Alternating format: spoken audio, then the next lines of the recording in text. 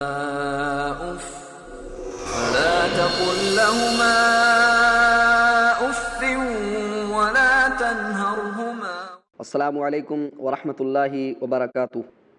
الحمد للہ رب العالمین والصلاة والسلام علی اشرف الانبیاء والمرسلین، اما بعد. ناظرین، آپ کے اپنے پروگرام آداب زندگی میں ہم آپ کا خیر مقدم کرتے ہیں.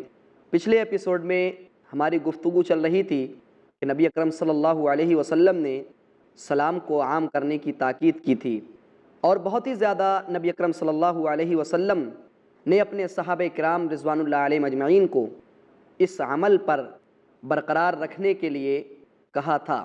ایک چیز نبی اکرم صلی اللہ علیہ وسلم کی اسی حدیث کے اندر، جس میں آپ نے فرمایا کہ مسلمان کے مسلمان پر 6 حقوق ہیں، ان حقوق میں دوسری جو چیز تھی جس کے تعلق سے ہم نے آپ سے پچھلے ایپیسوڈ میں وعدہ کیا تھا کہ انشاءاللہ اس کی وضاحت کریں گے، وہ ہے آپ صلی اللہ علیہ وسلم کا ارشاد، اذا دعاک فاجبہ، جب وہ تجھے دعوت دے تو تو اس کو قبول کر، اس پر لبیک کہہ، اس کا جواب دے. یہاں دعوت سے کون سی دعوت مراد ہے؟ بعض لوگوں نے کہا ہے کہ اس دعوت سے مراد دعوت دین ہے، بعض لوگوں نے کہا ہے کہ اس دعوت سے مراد دعوت طعام ہے، یعنی کھانے کی دعوت ہے. آخر اس دعوت سے کون سی دعوت مراد ہے؟ تو شارحین نے جو بات کہی ہے، شارحین حدیث نے، کہ اس دعوت سے مراد دعوت طعام ہے، کہ ایک مسلمان بھائی اگر اپنے مسلمان بھائی کو کھانے کی دعوت دیتا ہے، ظاہر سی بات ہے کھانے کی دعوت آدمی ہمیشہ نہیں دے گا، کسی خوشی کے موقع پر دے گا، تو ایسی صورت میں اس کی دعوت کو قبول کرنا چاہیے، کیونکہ جب آپ اس کی دعوت کو قبول کریں گے تو وہ آپ سے خوش ہوگا. لیکن آپ اگر اس کی دعوت کو قبول نہیں کرتے ہیں تو وہ ذہن کے اندر اس چیز کو بٹھا لے گا کہ ضرور یہ شخص مجھ سے حسد رکھتا ہے، ضرور یہ شخص مجھ سے جلن رکھتا ہے، ضرور یہ شخص مجھ سے دشمنی رکھتا ہے، ضرور اس شخص کے دل کے اندر میرے تئیں نفرت ہے. اسی لیے نبی اکرم صلی اللہ علیہ وسلم نے فرمایا کہ اذا دعاک فاجبہ، اور علماء نے اس سے استدلال کیا کہ دعوت طعام، کھانے کی دعوت کو قبول کرنا واجب ہے. کیوں؟ حدیث دیکھیں، نبی اکرم صلی اللہ علیہ وسلم نے فرمایا اذا دعی احدکم الی طعام فلیجب، جب تم میں سے کسی شخص کو کھانے کی دعوت دی جائے تو وہ اس کو قبول کرے، اس کا جواب دے. آگے فرمایا فإن شاء طعم وإن شاء ترک، چاہے تو کھائے چاہے تو چھوڑ دے، کھانا نہ کھائے، لیکن دعوت کو قبول کرنا یہ واجب ہے. ایک دوسری حدیث کے اندر دیکھیں، نبی اکرم صلی اللہ علیہ وسلم نے ارشاد فرمایا جب تم میں سے کسی شخص کو کھانے کی دعوت دی جائے تو اس پر لبیک کہے، اس کو قبول کرے. اگر روزے سے ہے فلیصلی، تو دعائے خیر کر دے کہ اللہ برکت دے، اور اگر روزے سے نہیں ہے فلیطعم، تو وہ کھائے. حضرت عبداللہ بن عمر رضی اللہ تعالیٰ عنہما کا معمول تو یہ تھا، اس حدیث پر عمل کرتے ہوئے، کہ روزے کی حالت میں ہوتے اس کے باوجود بھی اگر کوئی شخص انہیں دعوت دیتا، نفلی روزہ یعنی نفلی روزے کی حالت میں اگر ہوتے اور کوئی شخص ان کو دعوت دیتا تو اس کی دعوت پر لبیک کہتے اور اس کو کھاتے. اور اسی طرح یہ بھی عمل ان کا تھا کہ اگر چاہت کھانے کی نہیں ہوتی لیکن اس شخص کے یہاں جاتے، اس سے بات چیت کرتے، گرچہ کھانا نہیں کھاتے، چونکہ اس نے دعوت دی، بلایا، اس بلانے پر، دعوت دینے پر وہ اس کے یہاں جاتے تاکہ نبی اکرم صلی اللہ علیہ وسلم کی حدیث پر عمل ہو جائے. اللہ اکبر. کھانے کی دعوت کو قبول کرنا واجب ہے، خاص طور پر ولیمے کی دعوت ہو. نبی اکرم صلی اللہ علیہ وسلم نے ولیمے کا حکم دیا ہے. دراصل ولیمے کا اطلاق کس پر ہوتا ہے؟ علامہ شوکانی رحمۃ اللہ علیہ نے نیل الاوطار کے اندر اس چیز کی وضاحت کی ہے کہ ولیمے کا اطلاق اس خوشی پر ہوتا ہے کہ جو دو میاں بیوی کے عقد کے بعد، نکاح کے پختہ ہونے کے بعد، اس خوشی کے موقع پر، اس تقریب کے موقع پر کھانا کھلایا جاتا ہے.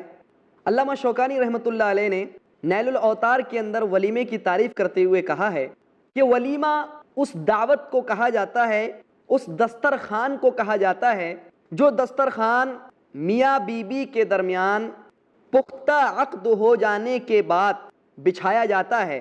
بعض لوگوں نے کہا ہے کہ ولیمے کا اطلاق صرف دسترخوان پر ہوتا ہے، کوئی بھی دسترخوان ہو، لیکن علامہ شوکانی رحمۃ اللہ علیہ کہتے ہیں کہ عقد کے بعد جب میاں بیوی خلوت اختیار کر لیتے ہیں، اس کے بعد جو کھانا کھلایا جاتا ہے خوشی میں، اس پر ولیمے کا اطلاق ہوتا ہے۔ یہی تعریف بہت سارے علماء نے پسند بھی کی ہے اور یہی زیادہ بہتر ہے۔ علامہ شوکانی رحمۃ اللہ علیہ نے ولیمے کی تعریف کرتے ہوئے یہ کہا ہے کہ وہ رشتہ جس کو ہم رشتہ ازدواج یعنی شادی کے رشتے سے جانتے ہیں، جب دو میاں بیوی تنہائی اختیار کر لیں، خلوت اختیار کر لیں، اور اس کے بعد جو کھانا کھلایا جاتا ہے، جو دسترخوان بچھایا جاتا ہے، تو اس کو ولیمے کا نام دیتے ہیں۔ بعض لوگوں نے یہ بھی کہا ہے کہ ولیمہ کا مفہوم اور معنی ہوتا ہے مأدبہ، یعنی مأدبہ کے معنی ہوتے ہیں دسترخوان۔ تو دسترخوان کوئی سا بھی ہو، ضروری نہیں ہے کہ وہ شادی کے بعد ہی بچھایا جائے اور اسی پر اس کا اطلاق ہو، لیکن صحیح بات جو سمجھ میں آتی ہے کہ علامہ شوکانی رحمۃ اللہ علیہ بالکل صحیح کہتے ہیں، اور علماء نے ان کی اس بات پر تائید بھی کی ہے۔ بہرکیف نبی اکرم صلی اللہ علیہ وسلم نے ولیمہ کرنے کی تاکید کی ہے کہ ایک مسلمان پر ضروری ہے کہ وہ ولیمہ کرے، اور اگر وہ طاقت نہیں رکھتا ہے تو دوسرے جو اس کے ساتھی ہیں، جو دوسرے اس کے بھائی ہیں، وہ مل کر کے اس کا ولیمہ اس کی جانب سے کرا دیں، ایسا بھی جائز ہے۔ خود نبی اکرم صلی اللہ علیہ وسلم کے پاس ایک صحابی حضرت عبد الرحمن بن عوف رضی اللہ تعالیٰ عنہ آئے۔ اللہ کے رسول صلی اللہ علیہ وسلم نے ان کے کپڑے پر، قمیص پر ایک زرد نشان، زرد یعنی پیلا نشان دیکھا۔ فرمایا عبد الرحمن کیا بات ہے؟ کہا اللہ کے رسول صلی اللہ علیہ وسلم شادی کی ہے۔ نبی اکرم صلی اللہ علیہ وسلم نے فرمایا، یہ نہیں فرمایا عبد الرحمن کتنے باراتیوں کو لے کر گئے، یہ نہیں فرمایا عبد الرحمن مجھے کیوں نہیں بلایا، فرمایا عبد الرحمن دو چیزیں پوچھی۔ کہا عبد الرحمن مہر کتنا دیا؟ کہا عبد الرحمن مہر کتنا دیا؟ حضرت عبد الرحمن بن عوف رضی اللہ تعالیٰ عنہ نے کہا اللہ کے رسول صلی اللہ علیہ وسلم جس طرح کھجور کی گٹھلی ہوتی ہے، اس گٹھلی کے برابر سونا میں نے اپنی بیوی کو مہر دیا ہے۔ اور دوسری چیز نبی اکرم صلی اللہ علیہ وسلم نے ان سے کہی، آپ صلی اللہ علیہ وسلم نے ان سے فرمایا اولم ولو بشات، ولیمہ کرو گرچہ ایک بکری ہی کیوں نہ ہو۔ یعنی دو چیزوں کی نبی اکرم صلی اللہ علیہ وسلم نے تاکید کی۔ ایک تو مہر، کہ مہر ضروری ہے، یعنی نکاح کے لیے جو چیز ضروری ہے وہ مہر ہے، اور اسی طرح نکاح کے بعد جو چیز ہے وہ ولیمہ ہے، جو واجب ہے اس کو ہم لوگ نہیں کرتے۔ جو سنتی طریقہ ہے ان سنت کے چیزوں کو چھوڑ دیتے ہیں، اور وہ چیزیں جو سنت والی نہیں ہیں، جو جناب محمد رسول اللہ صلی اللہ علیہ وسلم کے طریقے کے مطابق نہیں ہے، ان پر دیکھیے بڑے زور و شور سے عمل ہوتا ہے۔ فلاں صاحب کو دیکھیے کہ اتنے آدمی انہوں نے بلائے، فلاں صاحب کو دیکھیے کہ اس قدر انہوں نے جہیز دیا۔ اللہ کی قسم یہ نبی اکرم صلی اللہ علیہ وسلم کی شریعت کے مطابق نہیں ہے۔ نبی اکرم صلی اللہ علیہ وسلم نے مہر کی تاکید کی، اور ہمارا حال کیا ہے؟ مہر معاف کروا لیتے ہیں، مہر نہیں دیتے اپنی بیوی کو۔ جو ضروری تھا، واجب تھا، اس کو چھوڑ دیا، اور جو غیر ضروری تھا، جو واجب نہیں تھا، جس کا شریعت سے کوئی تعلق ہی نہیں ہے، اس کو مقدم کر دیا گیا۔ اور یہی نہیں، اگر ولیمہ کر بھی لیا تو کیا کرتے ہیں؟ جو بڑے بڑے سیٹھ لوگ رہتے ہیں، بڑے بڑے امیر لوگ رہتے ہیں، مالدار لوگ رہتے ہیں، ان کو ولیمے کے اندر دعوت دی جاتی ہے، اور جو بیچارے غریب لوگ رہتے ہیں، جو غریب طبقہ رہتا ہے، محتاج لوگ رہتے ہیں، فقیر قسم کے لوگ رہتے ہیں، مسکین ہیں، لاچار ہیں، ان کو چھوڑ دیا جاتا ہے۔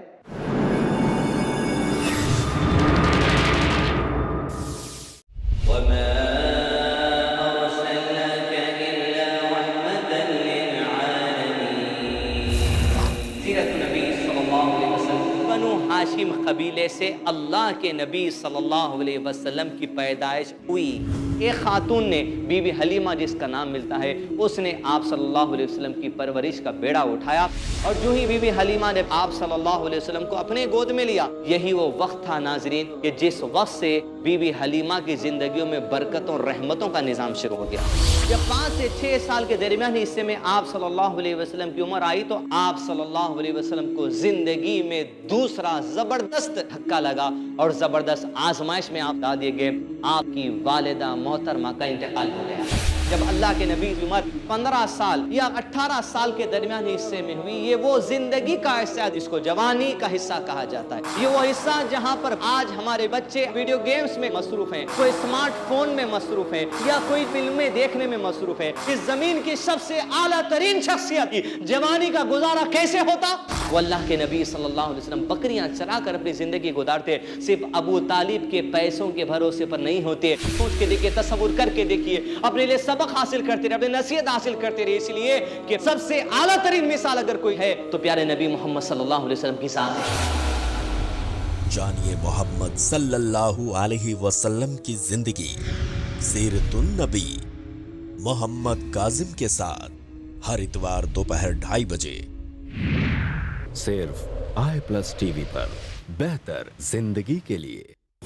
کرو تم ہر نماز میں خشوع کا اہتمام، رکھو غیب، کتاب اللہ اور آخرت پر ایمان۔ قبلك وبالآخرة هم يوقنون۔ نہ دو اللہ کے سوا عبادت میں کسی کو کوئی مقام،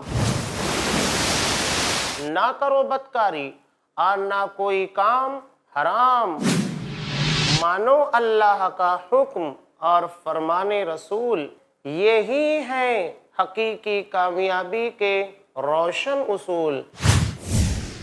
حقیقی کامیابی کے روشن اصول جانیے شیخ حافظ عبد التواب سے قرآن اور حدیث کی روشنی میں دین و دنیا کی حقیقی کامیابی کے روشن اصول، ہر بدھ دوپہر 2:30 بجے اور رات 8 بجے صرف iPlus TV پر، بہتر زندگی کے لیے۔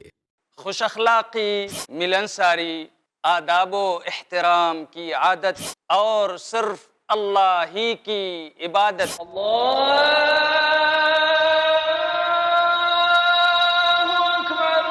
بن جائے ہماری ذہنیت۔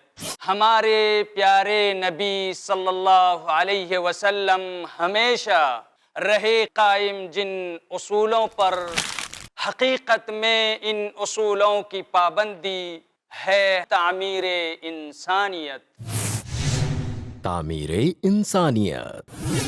دیکھیے شیخ عبداللہ الکافی المحمدی کے ساتھ قرآن اور حدیث کی روشنی میں انسان کو بیدار کر کے اس کی انسانیت کو تعمیر کرنے کا بہترین پروگرام، ہر جمعرات دوپہر 3 بجے اور رات 9 بجے صرف iPlus TV پر، بہتر زندگی کے لیے۔ ہر نشانی ظاہر ہوگی۔ پوری دنیا کے اندر حالات بڑی تیزی سے بدل رہے ہیں، تو یہ ہمیں کس بات کی طرف اشارہ کرتا ہے؟ دراصل حالات کی یہ تبدیلی اشارہ ہے قیامت قریب ہے۔ ہر علامت سامنے آئے گی۔ قیامت کی نشانیوں سے مراد وہ بھیانک واقعات ہیں جو آخری زمانوں میں رونما ہوں گے۔ قیامت سے پہلے جانیے شیخ مصطفیٰ اجمل مدنی سے ہر منگل رات 8 بجے صرف iPlus TV پر، بہتر زندگی کے لیے۔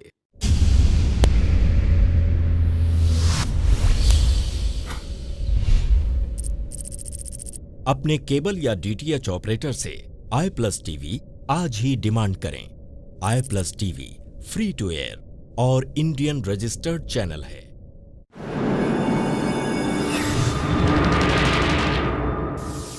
سنو پھر اللہ کے رسول صلی اللہ علیہ وسلم کی حدیث سنو، شر الطعام طعام الولیمہ یدعا لها الاغنیاء ویترک المساکین۔ نبی اکرم صلی اللہ علیہ وسلم نے فرمایا سب سے بدترین اور سب سے بری دعوت ہے، کون سی دعوت؟ ولیمے کی دعوت۔ اس ولیمے کا کھانا، کون سے ولیمے کا کھانا؟ یدعا لها الاغنیاء، جس میں مالداروں کو تو بلا لیا جائے، ویترک المساکین، اور جو بیچارے محتاج ہیں، جو غریب ہیں، جو مسکین ہیں، ان کو چھوڑ دیا جائے۔ کہاں ہم مخالفت نہیں کر رہے ہیں؟ نبی اکرم صلی اللہ علیہ وسلم نے فرمایا شر الطعام طعام الولیمہ، سب سے برا کھانا ہے، سب سے گھٹیا کھانا ہے، کون سا کھانا؟ اس ولیمے کا کھانا یدعا لها الاغنیاء، جس میں لیڈروں کو تو بلا لیا جائے، مالداروں کو تو بلا لیا جائے، امیروں کو تو بلا لیا جائے، جو بڑے پیسے والے ہیں ان کو بلا لیا جائے، وَيُتْرَكُ الْمَسَاكِينَ، اور مسکینوں کو، غریبوں کو، محتاجوں کو، فقیروں کو، لاچاروں کو، مجبوروں کو، بے بسوں کو چھوڑ دیا جائے. ان کی کوئی قدر نہیں. کیوں؟ امیروں کو بلائیں گے تو وہ ہمیں بلائے گا، امیروں کو بلائیں گے تو وہ کچھ دے کر کے جائے گا. یعنی دینے والی وہی بات رہتی ہے کہ کچھ ملے گا، لیں گے ہم، کچھ پیسے دے کر جائے گا، کچھ ہماری مدد کرے گا. نبی اکرم صلی اللہ علیہ وسلم نے فرمایا الید العلیٰ خیر من الید السفلیٰ، کہ اونچا ہاتھ، اوپر والا ہاتھ یہ بہتر ہے نیچے والے ہاتھ سے. یعنی دینے والا ہاتھ یہ لینے والے ہاتھ سے بہتر ہے. نبی اکرم صلی اللہ علیہ وسلم نے تو ہمیں یہ تعلیم دی اور ہم اس کے اپوزٹ کر رہے ہیں، اس کے برعکس کر رہے ہیں. اللہ کے رسول صلی اللہ علیہ وسلم نے جو یہ تعلیم دی ہے کہ اذا دعاک فاجبہ، جب دعوت دے تو قبول کرو، تو اس سے مراد جب بھی وہ آپ کو کسی بھی حالت میں پکارے، ہو سکتا ہے بیچارہ پریشان حال ہو سکتا ہے بیچارہ مصیبت زدہ ہو، تو آپ ایسی حالت میں اس کی مدد کر سکتے ہیں.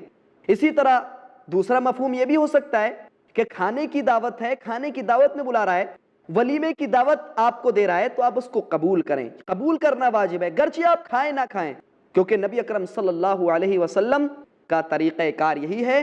صحابہ کرام رضوان اللہ علیہم اجمعین نے اس پر عمل کیا. حدیث کا تیسرا ٹکڑا، نبی اکرم صلی اللہ علیہ وسلم نے فرمایا وَإِذَا اسْتَنصَحَكَ فَانصَحْ لَهُ، اور جب وہ تم سے خیر خواہی کا مطالبہ کرے، تم سے نصیحت کا مطالبہ کرے، تم سے کہے کہ مجھے نصیحت کر دیجئے، فَانصَحْ لَهُ، تو اس کو نصیحت کرو.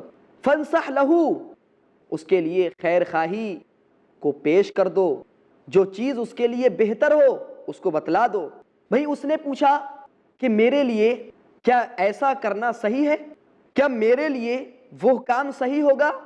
چونکہ وہ آپ سے مشورہ طلب کر رہا ہے، آپ سے خیر خواہی کی بنیاد پر ہی وہ آپ سے اس خیر کو طلب کر رہا ہے، تو آپ اس کو اچھا مشورہ دیں، آپ اس کے لیے اچھی نصیحت کریں کہ ہاں ٹھیک ہے. اگر آپ سمجھتے ہیں کہ یہ چیز صحیح ہے تو بالکل صحیح مشورہ دیں.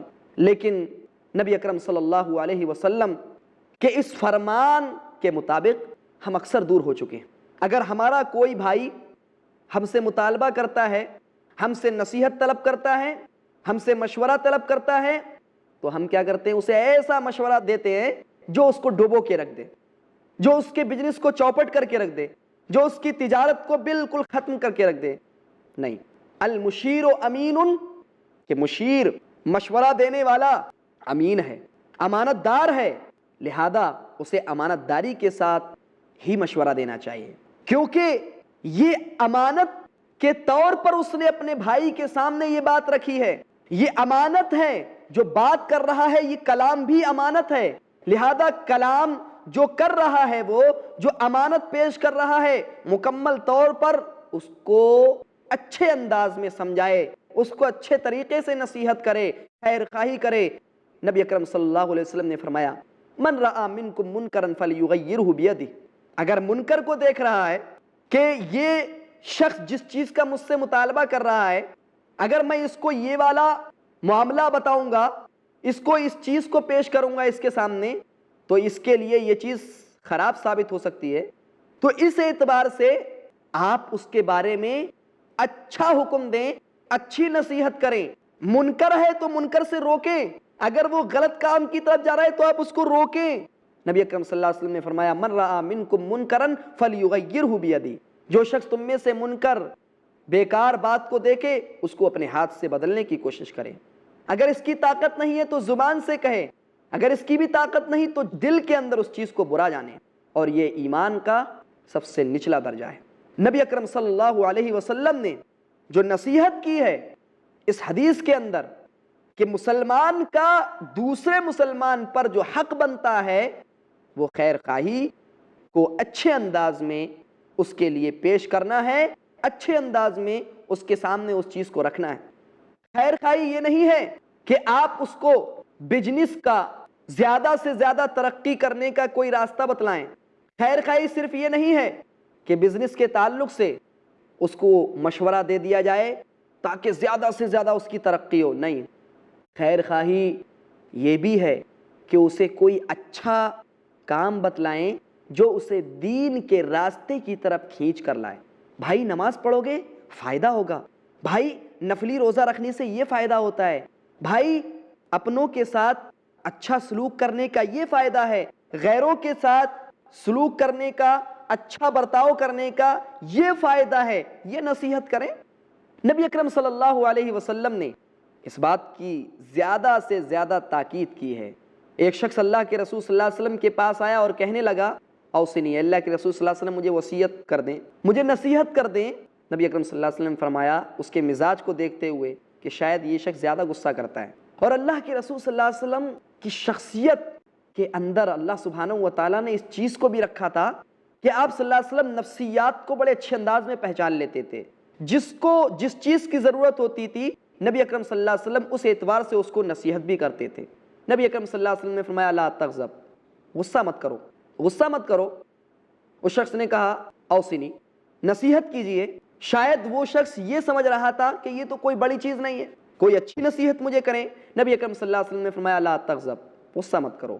اس نے پھر سوال کیا، نبی اکرم صلی اللہ علیہ وسلم نے 3 مرتبہ اس کو یہی جواب دیا کہ غصہ مت کرو، غصہ مت ہو جاؤ۔ یہ تھی نبی اکرم صلی اللہ علیہ وسلم کی خیر خواہی اس شخص کے ساتھ۔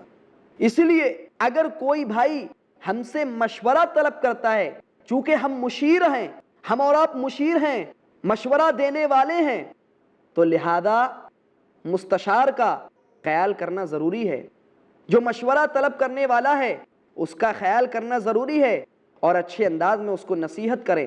بزنس کے تعلق سے آپ سے سوال کرے، بھئی بزنس کرنا بری چیز نہیں، نماز پڑھو، روزہ رکھو، زکوٰۃ ادا کرو، نیکیاں کرو، بھلائی کے کام کرو، تجارت بھی کرو، وابتغوا من فضل اللہ، اللہ سبحانہ و تعالیٰ نے فرمایا کہ اللہ کے فضل کو تلاش کرو، لیکن کب؟